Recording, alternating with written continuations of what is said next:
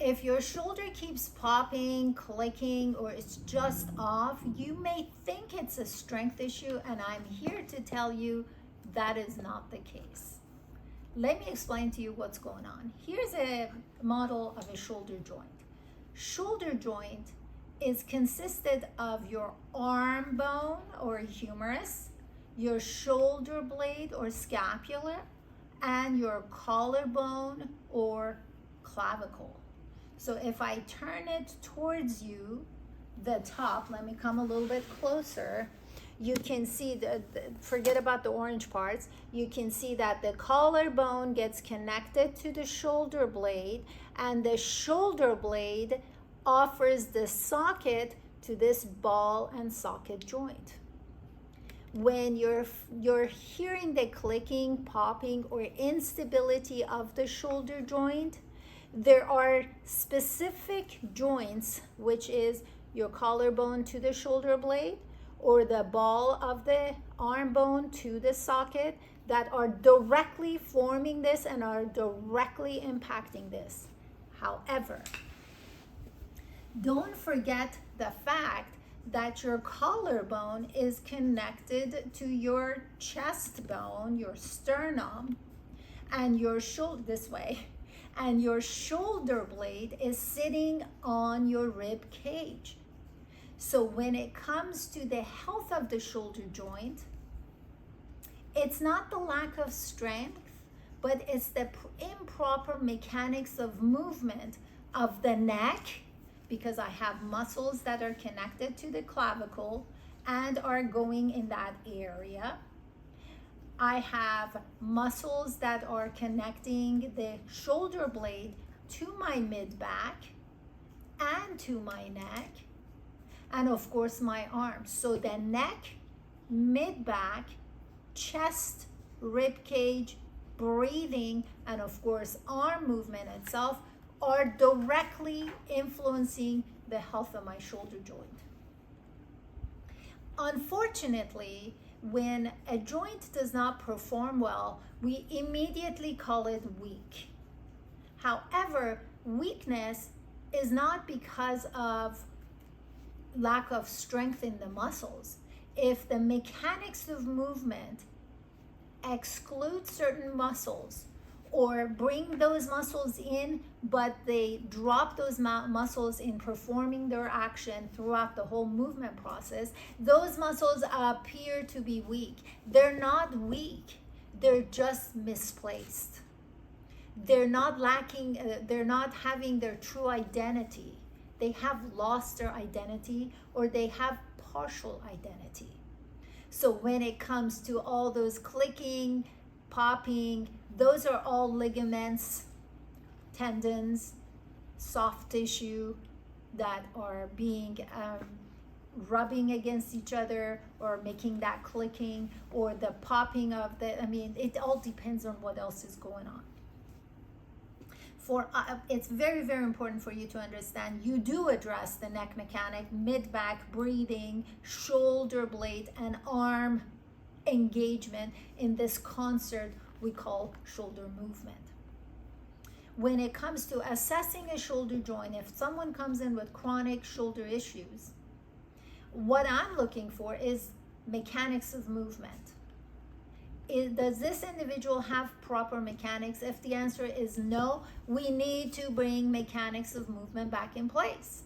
So where do we begin? We always start with biological breathing. If you don't know what biological breathing is, make sure you subscribe to my channel. If you had, you would have probably known, because I refer to it all the time. We'll make sure we put biological breathing at the end of this video specifically. But back to biological breathing. When you breathe biologically, certain things are in the right place.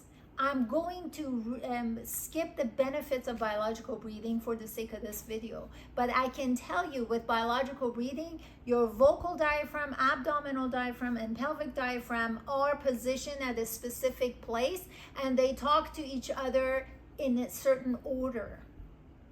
When you're slouching like so, You're not breathing biologically. It's not possible to breathe biologically. So I call this neck breathers. These are people whose abdominal diaphragm and pelvic diaphragm don't talk to each other, so that signaling of breathing out doesn't happen.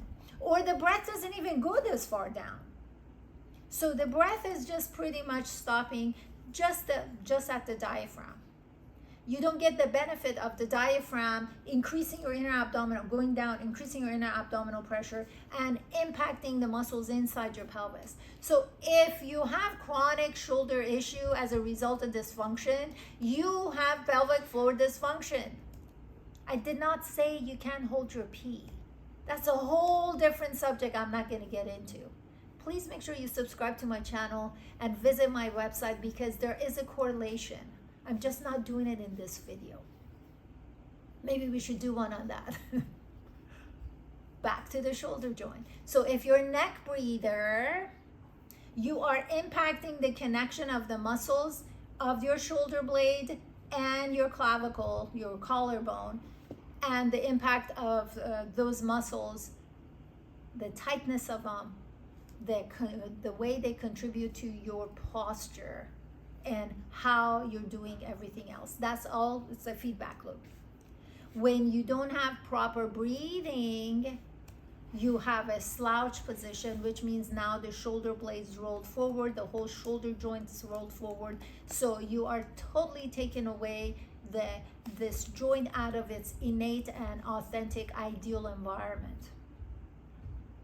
Those clickings and everything else, the lack of strength, is because the muscles are not in the right place. The joint's not in the right place. The muscles are not performing their job. They appear to be weak.